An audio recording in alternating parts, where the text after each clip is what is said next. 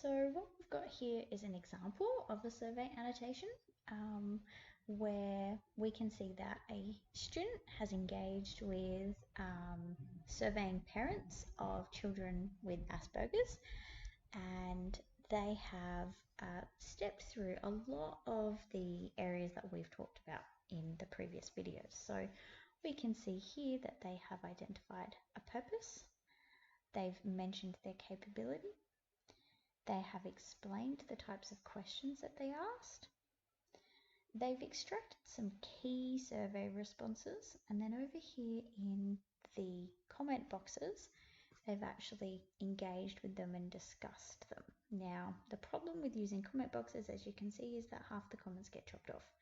So I would say it's probably better just to put that next to the quote in italics or something like that. They then have some great survey analysis where they talk through what types of responses they were getting. They've grouped them, and then they've looked at their future planning and their journal. One of the things that we need to make sure that we always do is that we link everything back to a performance standard so that we're not doing activities that aren't going to count. So in this journal we see some reflection of knowledge emerging about what life is like and some skills. So this is not just a random happy, this was my research project. It's actually them talking to the performance standards. Importantly, we get some evidence of findings and cross-checking between the surveys and other websites. That's really powerful. So what's really important is that this student has chosen a different way of laying out the information, but it still meets the requirements of an annotation because it still allows us to see why they did what they did and how it's going to help to answer their research question. So just before we finish up, some things to consider. When you are doing responses to questions and you're analysing your data, whether it be a survey or an interview, you don't need to include every single word or piece of data that is uttered. We want you to make a discerning choice, right, about things that were important. And that's hard. Like, we acknowledge that that's hard, and that's why we award so much marks for actually being able to summarize and synthesize data.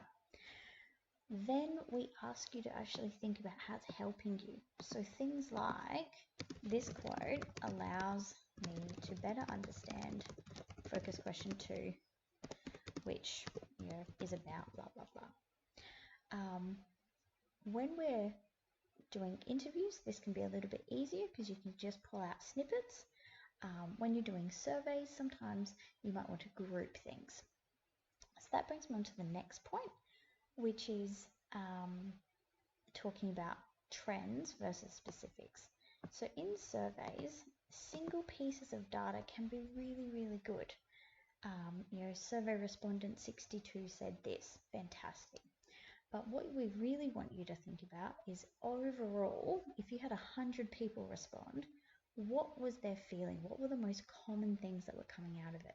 What were the trends that we were seeing? So we want you to actually group the data so that you can comment more broadly on things. Survey data should support the more broad,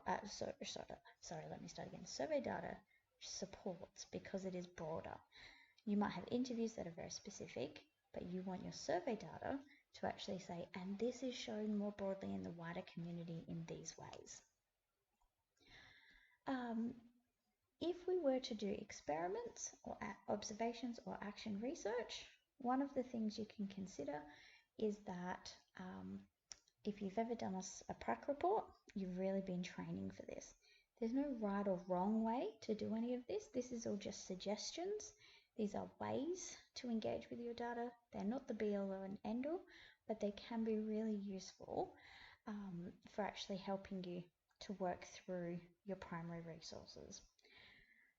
Remember that when you're annotating primary resources, it's not about just trying to get more words on the page. It's about trying to prepare as best as possible for your outcome, because that's what's coming next. Good luck.